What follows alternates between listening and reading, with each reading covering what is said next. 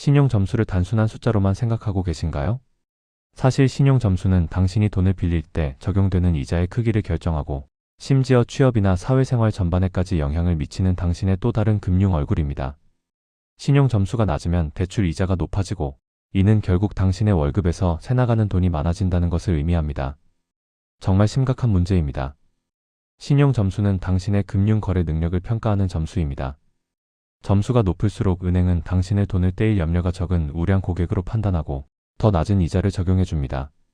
신용 점수 100점 차이가 대출 이자를 수백만 원 이상 아끼게 해줄 수 있다는 사실을 아십니까? 이것만으로도 신용 점수 관리가 얼마나 중요한지 알 수 있습니다. 대출을 받을 때 좋은 신용 점수를 가지고 있다면 같은 금액을 빌려도 훨씬 적은 이자를 내게 되는 것입니다. 이것이 바로 신용 점수 관리의 가장 큰 이유입니다. 그렇다면 신용 점수를 갉아먹는 나쁜 습관에는 어떤 것들이 있을까요?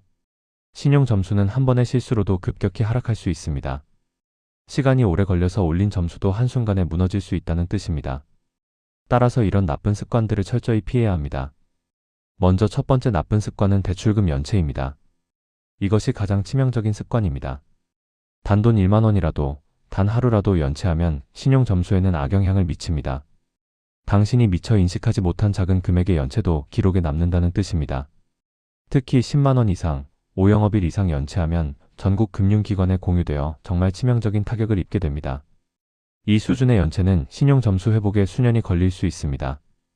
대출뿐만 아니라 통신비, 공과금 연체도 동일하게 적용되므로 주의가 필요합니다. 자동 이체를 설정했다면 반드시 통장 잔고를 충분히 유지해서 확인하세요. 작은 실수로 인한 연체가 신용도에 엄청난 영향을 미칠 수 있기 때문입니다.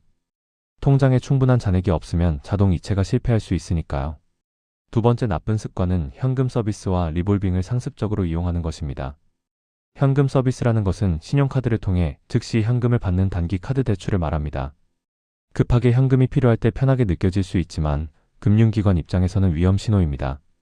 리볼빙은 매달 결제해야 할 금액의 일부만 결제하고 나머지를 다음 달로 넘기는 약정을 말합니다. 이것도 마찬가지로 금융기관에게는 당신의 상황이 어려움을 신호하는 것입니다. 이 두 가지는 신용도가 낮은 사람들이 주로 사용하는 고금리 대출로 간주됩니다. 따라서 이를 자주 이용하면 상환 능력이 불안정하다고 판단되어 점수가 크게 하락하게 됩니다. 한두 번 정도는 괜찮지만 지속적으로 이용하면 신용 점수에 큰 악영향을 미칩니다. 세 번째 나쁜 습관은 빚을 무서워해서 금융 거래를 아예 안 하는 것입니다. 이것은 역설적으로 들릴 수 있지만 신용 점수는 신용 거래 이력을 바탕으로 만들어집니다. 만약 당신이 체크카드만 쓰고 신용카드를 아예 쓰지 않거나 대출을 전혀 받지 않는다면 점수를 평가할 근거 자체가 부족해지는 것입니다. 우량한 거래 이력이 없으므로 좋은 점수를 받기 어려워집니다. 신용 점수를 올리려면 적절한 신용 거래가 필수적입니다. 현금으로만 생활하면 신용도를 증명할 방법이 없다는 뜻입니다. 이제 신용 점수를 올리는 실전 팁들을 알아보겠습니다. 신용 점수는 노력하면 확실하게 오릅니다. 완전히 희망이 없는 것이 아니라는 뜻입니다. 첫 번째 실전 팁은 신용카드 한도 대비 사용액을 관리하는 것입니다. 이를 30% 룰이라고 부릅니다. 신용카드를 사용하지 말라는 것이 아닙니다. 예를 들어 한도가 100만 원이라면 그중 30에서 50% 이내, 즉 30만 원에서 50만 원 사이에서 사용하는 것이 가장 좋습니다. 은행은 당신이 자신의 한도 범위 내에서 여유 있게 사용하는 것을 좋은 신호로 봅니다. 만약 한도의 80에서 90%를 매달 채워 쓴다면 금융기관에서는 당신이 돈이 부족하다고 판단하게 되어 점수가 깎일 수 있습니다. 이것은 당신의 실제 경제 상황과 관계없이 사용 패턴만 보고 판단하는 것입니다. 만약 사용 금액이 많다면 카드 한도를 높여서 사용률을 낮추는 것도 좋은 방법입니다. 이렇게 하면 실제로 사용하는 금액은 같지만 비율이 낮아져서 신용도가 더 좋게 평가됩니다. 예를 들어 100만 원 한도에서 80만 원을 쓰는 것보다 200만 원 한도에서 80만 원을 쓰는 것이 신용도 평가에 훨씬 유리합니다. 두 번째 실전 팁은 비금융 정보를 제출해서 가산점을 받는 것입니다. 이것은 많은 사람들이 모르는 팁입니다. KCB, 나이스 같은 신용평가사의 홈페이지에 접속하면 대출 이력 외에 성실한 납부 기록을 직접 제출할 수 있습니다. 당신이 얼마나 책임감 있게 살고 있는지를 증명할 수 있다는 뜻입니다. 제출할 수 있는 항목으로는 건강보험료 납부 내역, 국민연금 납부 내역, 통신요금 납부 내역, 아파트 관리비 납부 내역 등이 있습니다. 이런 항목들은 금융거래가 아니지만 당신의 성실성을 보여주는 증거입니다. 이런 항목들을 제출하면 금융기관이 당신을 더 성실한 사람으로 평가하게 되어 신용 점수가 올라갑니다. 이미 보험료와 공과금을 성실하게 내고 있다면 이 정보를 제출해서 추가 점수를 받지 않는 것은 손해입니다. 세 번째 실전 팁은 대출 상환 순서를 전략적으로 정하는 것입니다.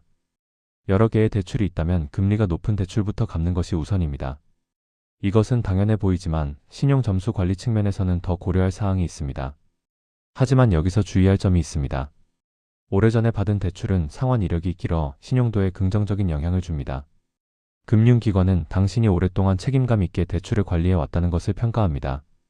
따라서 가장 오래된 대출이나 원금이 얼마 남지 않은 대출은 섣불리 전액 상환하기보다 최근에 받은 대출부터 먼저 갚는 것이 신용관리에 유리합니다. 오래된 대출을 유지하면서 최근 대출을 먼저 상환하면 당신의 신용거래 이력이 더 길게 유지되어 신용도 평가에 긍정적입니다. 이것은 역설적으로 들릴 수 있지만 신용도 관리 측면에서는 매우 효율적인 전략입니다. 신용 점수를 올리는 것만큼 중요한 것은 주기적인 확인입니다. 신용 점수 조회는 더 이상 신용도에 영향을 미치지 않습니다. 예전에는 신용 점수를 조회하면 점수가 떨어진다고 알려져 있었지만 이것은 과거의 이야기입니다. 토스, 카카오뱅크 등 금융 앱이나 나이스, 올크레딧 같은 홈페이지에서 무료로 1년에 3회 이상 신용 점수를 확인하세요. 혹시 모를 도용이나 실수로 인한 점수 변동을 바로잡을 수 있기 때문입니다. 당신의 신용 점수가 갑자기 떨어졌다면 누군가 당신의 정보를 도용했을 가능성도 있습니다.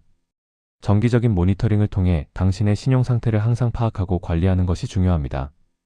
이런 습관만으로도 많은 문제를 미리 예방할 수 있습니다. 신용은 당신의 가장 중요한 자산입니다. 신용 점수는 당신이 땀 흘려번 돈을 지켜주는 방패이자 더 낮은 금리로 투자의 기회를 열어주는 열쇠입니다.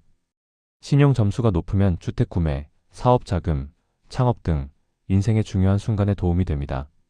신용 점수 관리는 어려운 재테크가 아닙니다. 오늘 알려드린 3가지 나쁜 습관을 피하고 3가지 실전 팁을 꾸준히 실천하는 것만으로도 당신은 곧 신용 우량 고객이 되어 금리 우대라는 강력한 혜택을 누리게 될 것입니다.